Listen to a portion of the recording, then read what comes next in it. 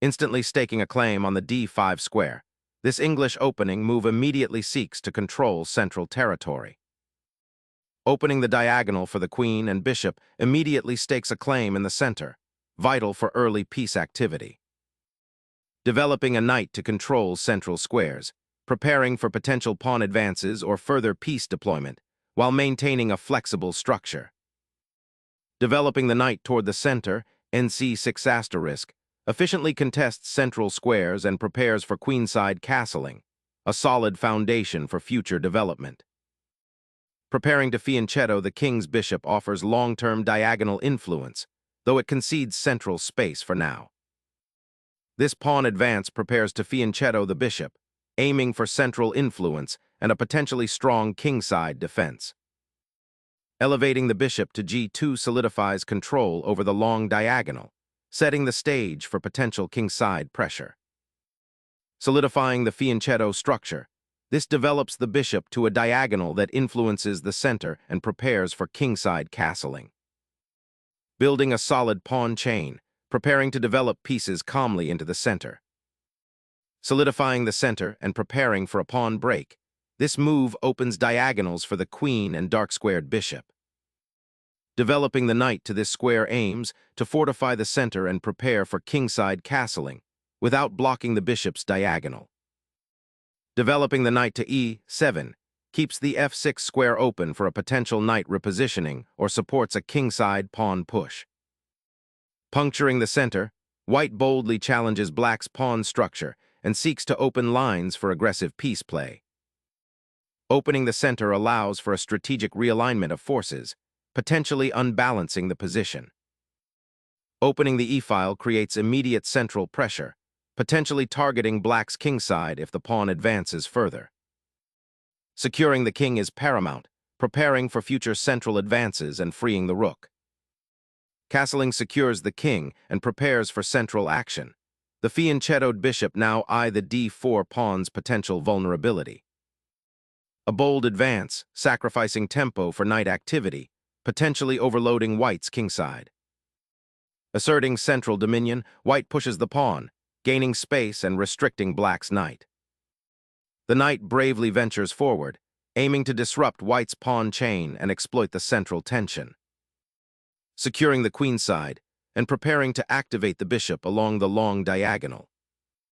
Securing queenside space and preventing white's b4 advance, a solid defensive stance. Bolstering the king's flank, this bishop repositioning prepares for a potential queenside expansion or supports central control. Seeking central influence, the knight repositions to support a potential queenside expansion, subtly challenging white's pawn chain. Solidifying the queenside structure against potential knight outposts, this maneuver offers white a robust defensive posture. Pressing the queenside pawn structure, NC5 aims to disrupt white's central control and open lines for active piece play.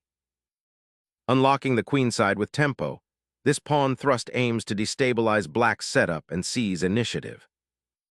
Reasserting influence over the central d4 square, the knight withdraws to a more defensible outpost while preparing to rejoin the skirmish.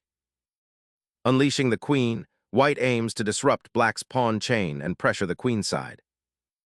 Asserting influence on the d4 square, this knight aggressively eyes white's queenside and prepares to support potential pawn breaks. Eliminating the knight on d4 simplifies, potentially opening lines for your bishop and granting space. Accepting the bishop exchange solidifies the pawn chain, but gives white a stable central outpost for their knight. Reclaiming the central file, white eyes potential infiltration and aims to pressure black's slightly compromised queenside structure. Black's bishop retreats to a more passive square, sacrificing the opportunity to challenge white's central pawn structure and coordinate with its queenside pieces. Reactivating the f-file brings your rook to a more dynamic central position, potentially threatening the enemy king. Initiating a pawn storm, black seeks to crack open white's central pawn structure and gain activity. Reclaiming the central pawn opens crucial attacking lines down the now powerful f-file. Reclaiming the central outpost with the knight allows for a dynamic repositioning, potentially challenging white's control of the d-file and opening avenues for counterplay. Solidifying the kingside pawn structure avoids any immediate tactical threats and prepares for future king safety. Unlocking queenside potential, this pawn advance probes for weaknesses and aims to disrupt white's king safety. Unleashing a pawn storm to fracture black's kingside defense, creating immediate attacking chances. Unleashing the bishop to contest the open diagonal and threaten white's queenside expansion. Suddenly, the knight from b5 exerts immense pressure on the d6 pawn, threatening a decisive breakthrough. Asserting central influence, this bishop solidifies the queenside advance and eyes potential weaknesses in white's pawn structure. Challenging the king's shield, this pawn thrust disrupts black's defense and opens avenues for white's pieces. Sacrificing pawn structure for pawn capture here unravels black's central defense, opening lines for aggressive white advances. Striking at the heart of black's cramped queenside, this capture forces a painful decision regarding material and pawn structure. Reclaiming the bishop to its original square offers defensive solidity, but a subtle passivity now creeps into black's setup. Sacrificing the knight here creates a pawn majority on the queenside, aiming to overwhelm black's defenses with connected passed pawns. Repositioning the bishop to a more active diagonal, this piece now pressures white's isolated pawn. Sacrificing the rook there frees your queen and opens crucial lines for an attack. Embracing the doubled pawns offers a dynamic fight for central open lines. A desperate gambit aiming to unlock lines towards the castled king, but at a steep material cost. Seeking to unpin the queen and activate her, this maneuver also sets up potential counterplay on the h-file. Snatching the bishop opens lines and forces black's king into a vulnerable central position. Relocating the king away from the open file offers some breathing room, though the doubled pawns remain a persistent concern. Unleashing a devastating discovered check, white forces the black king into a precarious position on an exposed diagonal.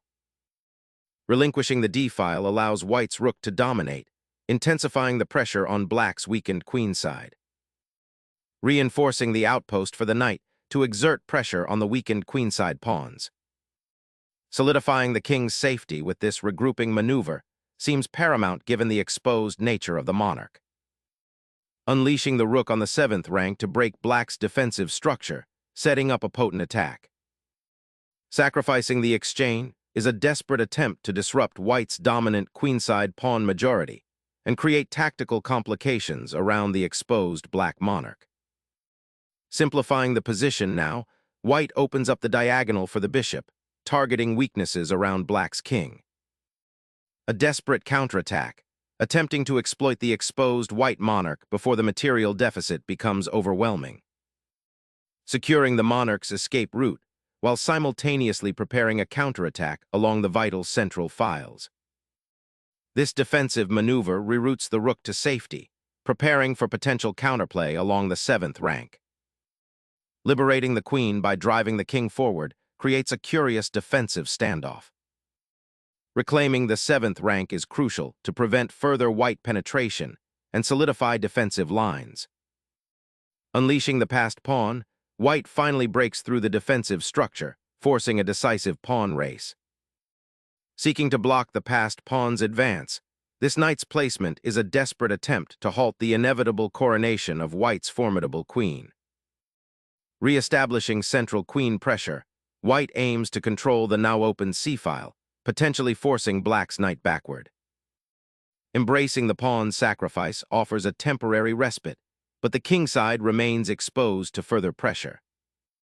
Instantly seizing the crucial central promotion square, white initiates a decisive queenside offensive, forcing black's pieces into a defensive posture.